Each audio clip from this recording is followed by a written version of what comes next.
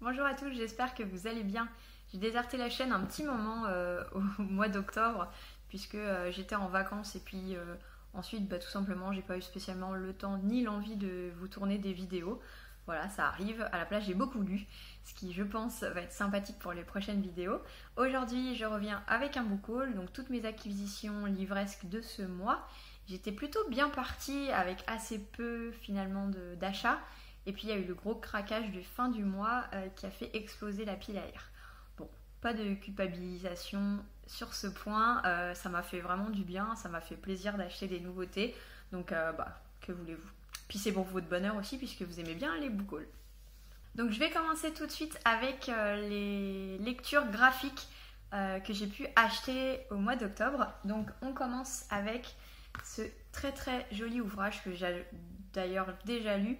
Donc Elma, une vie d'ours. Donc c'est ici le tome 1, Le Grand Voyage, édité chez Dargaud. Donc ici on est sur une BD jeunesse. Je vais vous montrer quelques planches. Je vous en dirai pas plus puisque tout simplement je vais en parler dans une prochaine vidéo que vous aurez pendant ce mois, mais les planches sont très très jolies et en fait ici on est sur l'histoire d'une petite fille qui a été élevée par un ours et ils vont tous les deux partir pour un grand voyage. Voilà, je vous en dirai pas plus. En tout cas, j'ai eu la chance de rencontrer Léa Marzé lors d'une dédicace complètement par hasard à la librairie 1000 pages à Vincennes. Donc lorsque j'ai été voir mes parents, et elle m'a fait une très très jolie dédicace avec l'ours. Donc j'étais très très contente de cette acquisition. Niveau manga maintenant, je me suis procuré le tome 3 de The Promised Neverland. Donc c'est de Kaiju Shirai. Voilà, désolée pour la prononciation assez pourrie. Édition Kazé. Donc ici on est sur un orphelinat avec, on suit quelques enfants. C'est un orphelinat un petit peu spécial puisqu'il s'y passe des choses un petit peu étranges. La directrice de l'école, tout le monde l'appelle maman. Et on va découvrir qu'elle n'est pas si gentille que ça. Voilà, je vous en dirai pas plus. Mais j'ai déjà lu le tome 3, j'ai beaucoup aimé. Et il y a le tome 4 qui vient juste de sortir si ça vous dit. En tout cas, c'est un super manga, y compris pour les novices dans ce genre, puisque moi-même, je lis pas beaucoup de mangas, je suis pas très habituée. Maintenant, je me suis mise, vous pouvez voir ça tout là. Mais The Promised Neverland, c'est vraiment une super série. Je me suis également pris l'Atelier des sorciers, le tome 3, pareil, déjà lu, écrit par Kamome Shirahama. Voilà, c'est un peu plus facile pour la prononciation. Édition Pika. Ici, on va suivre une petite fille en fait qui a toujours rêvé d'être une sorcière. Un jour, un sorcier va arriver près de chez elle pour réparer un carrosse, il me semble. Et en fait, par inadvertance, elle va voir comment on pratique la magie. Et elle va devenir élève de ce sorcier. Voilà, c'est très très sympathique. C'est de la fantaisie toute douce, vraiment très sympathique pour l'automne. Et l'histoire est vraiment top. Là, j'en suis au tome 3 et je me régale. Donc n'hésitez pas avec cette série de mangas. Et enfin, je me suis pris une suite, donc le tome 2 et le tome 3 de Made in Abyss. Donc c'est de Akihito Tsukushi. Édition Tototo, je crois, ou Ototo. Alors, Ototo, voilà. C'est pas le logo de maison d'édition le plus facile à déchiffrer. En tout cas, dans Made in Abyss, on est dans un univers de fantasy, puisqu'en fait, toute la ville est autour d'un immense cratère qui va jusqu'aux abysses, avec des différents niveaux, et on va suivre des enfants qui sont dans un orphelinat et qui veulent devenir chercheurs entre guillemets dans cet abysse, aller creuser pour découvrir des trésors. Et en fait, en fonction des niveaux dans l'abysse, il faut être plus ou moins expert. Oups. Il y a toute une mythologie autour de ces abysses, des monstres en fonction des profondeurs. Le tome 1 m'a beaucoup plu. J'aime beaucoup les dessins qui sont très doux, très enfantins, mais qui ont une vraie douceur et une vraie chaleur. Donc je vais continuer cette saga avec grand plaisir. Voilà pour les lectures graphiques, il y en avait déjà pas mal. J'ai passé à mes achats neufs et vous allez voir, c'est le gros de mes achats. Je me suis fait vraiment plaisir ce mois-ci. C'est pas tous les jours comme ça, donc pourquoi pas se faire plaisir de temps en temps. Je commence avec une petite lecture toute douce que je n'ai pas encore fait, mais j'avais envie de douceur. comme vous allez voir dans mes prochaines vidéos. Donc je me suis procuré Rendez-vous au Cupcake Café de Jenny Colgan, édition Pocket. La couverture est toute mignonne. En fait, j'ai lu Une saison au bord de l'eau de Jenny Colgan. Je m'attendais pas à grand chose et j'étais extrêmement surprise de par l'écriture, de par les thèmes qui pouvaient être abordés. C'était une lecture légère, oui légère, ce qu'on appelle aujourd'hui feel good, qui m'a fait du bien. Et j'ai eu envie de retourner dans l'écriture de Jenny Colgan et retrouver un petit peu cette ambiance.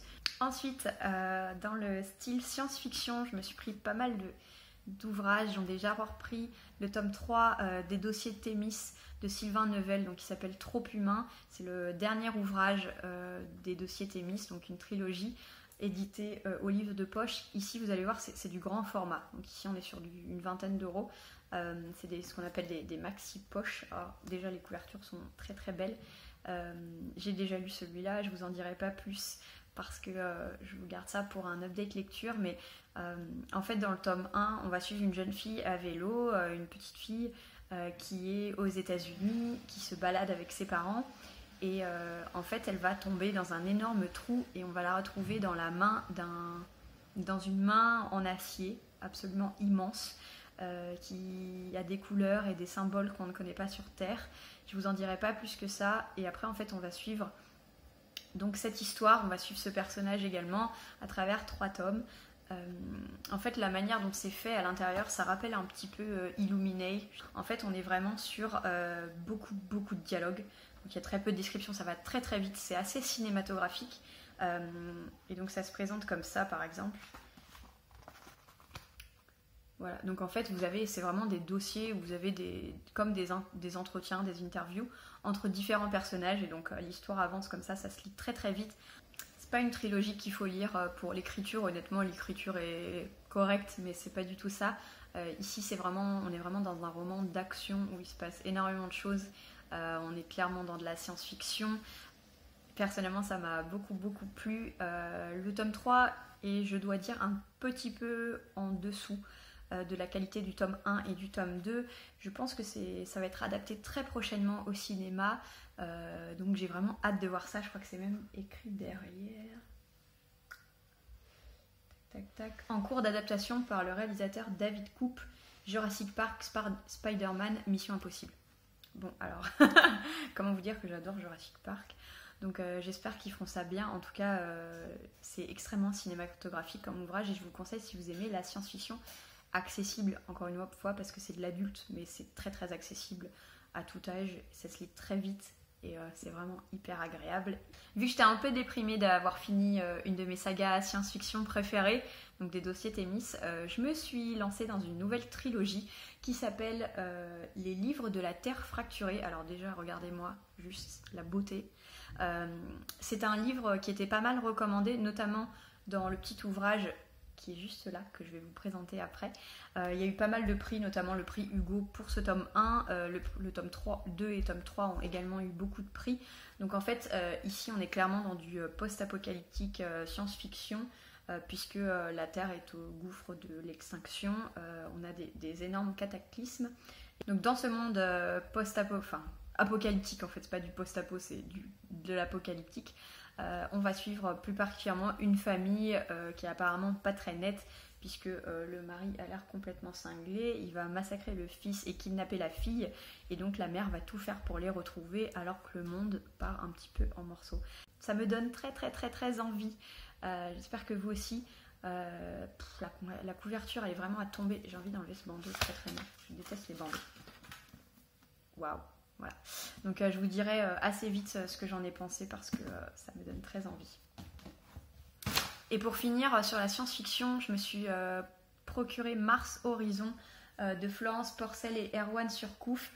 Donc en fait, Florence Porcel, je ne sais pas si vous la connaissez, elle a une chaîne YouTube où elle parle de l'espace. C'est une scientifique qui aime beaucoup la vulgarisation scientifique à sujet de l'espace. Ça tombe bien parce que je n'y connais rien et donc j'ai besoin de gens comme ça qui nous font de la vulgarisation scientifique.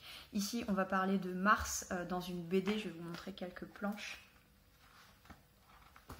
Voilà.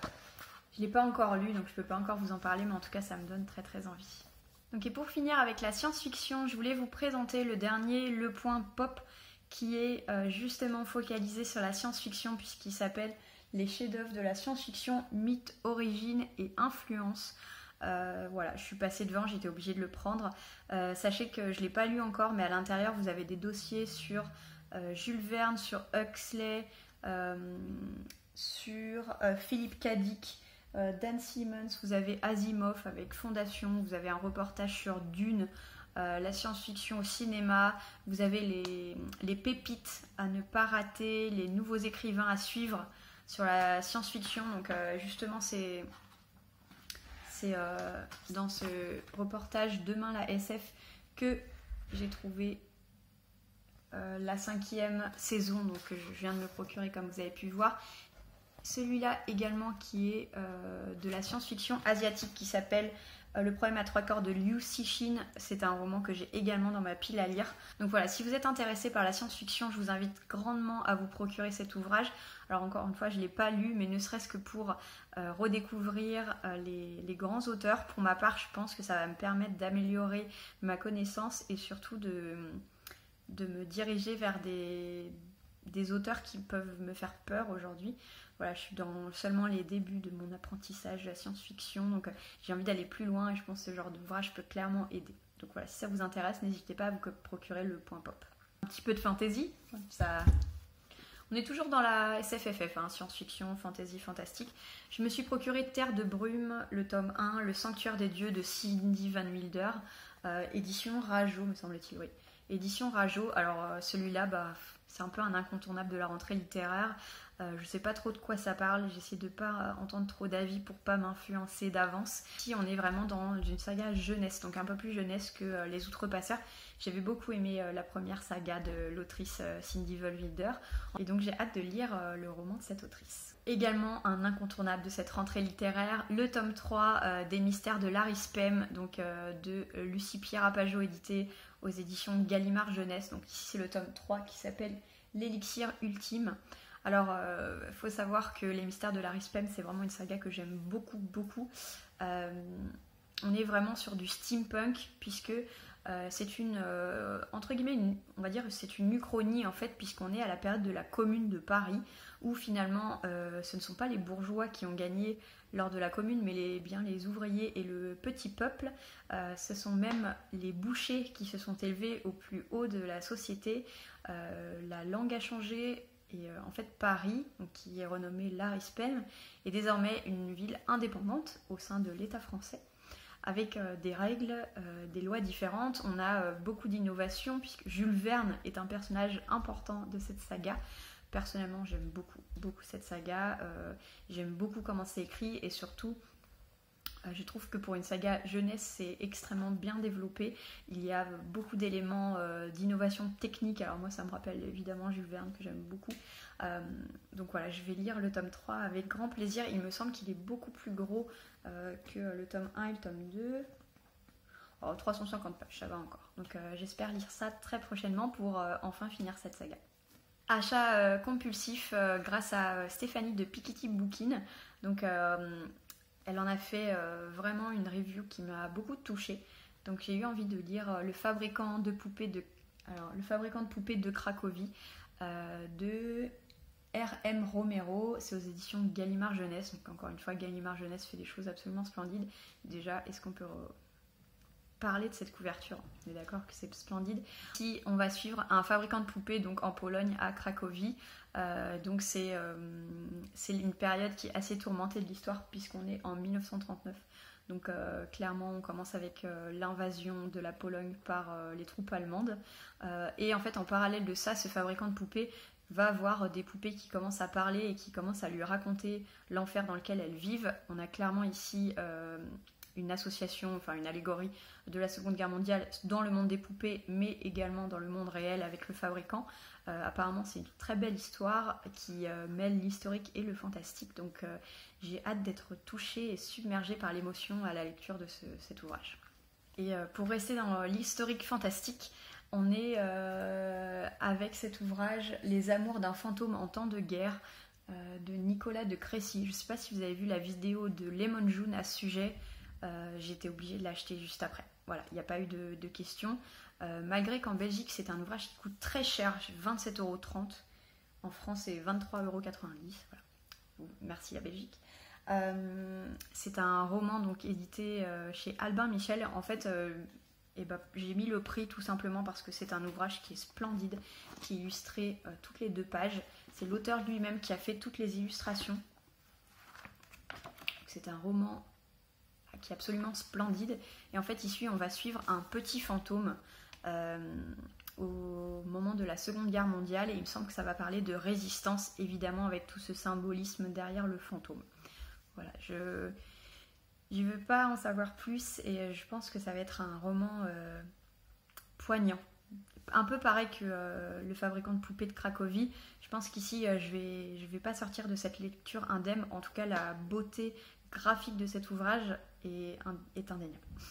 J'ai trouvé Les délices de Tokyo de Durian Sukegawa, édition livre de poche en parfait état.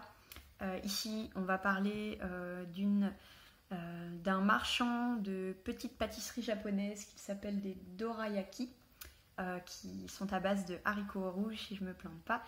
Et en fait, il va embaucher une vieille dame qui est spécialiste de ces petites pâtisseries. Son chiffre d'affaires va exploser grâce à cette vieille dame et en fait, on va suivre en parallèle l'histoire de la vieille dame et son passé. Voilà, j'en sais pas beaucoup plus, mais c'est un roman qui a été encensé par la critique. Donc j'ai vraiment hâte de le lire. J'ai également trouvé La ferme africaine de Karen Blixen. Donc pour ceux et celles qui ne connaissent pas, en fait Karen Blixen avec La ferme africaine, c'est ce qui a inspiré le film Out of Africa. Donc il commence à dater un peu pour les plus jeunes, mais en fait on va parler ici d'une femme qui régissait en fait une vraie ferme au fin fond de l'Afrique. C'était une femme de pouvoir, indépendante. Évidemment, on parle ici de parcours complètement féministes, hein, puisqu'il y a très peu d'hommes qui sont inclus dans ces histoires-là. Personnellement, j'avais lu Baron Blixen, donc qui parlait de la vie de Karen Blixen, puisque Karen Blixen, en fait, c'est limite son autobiographie, en fait, la ferme africaine. Voilà, c'est une aristocrate qui vivait donc en Afrique, en plein cœur de la savane. Donc voilà, j'ai trouvé celui-là d'occasion en bonne qualité, donc pourquoi pas. J'ai trouvé L'ombre du vent de Carlos Ruiz Zafón. C'est un tome 1, il me semble, d'une trilogie. En fait, ici, c'est un roman historique avec du fantastique. On va être à la recherche, il me semble, d'un manuscrit d'un auteur perdu. On verra bien ce que j'en pense. Donc voilà pour toutes ces jolies acquisitions pour le mois d'octobre. Il y en a pas mal. Il y en a que j'ai déjà lu, heureusement. Vous verrez ça dans les prochaines vidéos. En tout cas, s'il y en a qui vous tentent et que vous souhaitez faire des lectures communes, n'hésitez pas à me contacter en commentaire sous cette vidéo. Comme d'habitude, vous avez tous les liens en barre d'infos. Donc si vous cherchez un ouvrage avec sa fiche, n'hésitez pas à cliquer et à aller regarder. J'espère que ça vous a donné envie. Si vous avez lu certains de ces romans, dites-le moi, parce que ça me ferait plaisir de savoir par lequel je dois commencer, par exemple. Sinon, je vous fais de gros bisous. N'hésitez pas à vous abonner si ce n'est pas déjà fait. Et puis à liker cette vidéo si ça vous a plu. Voilà, je vous dis à la prochaine.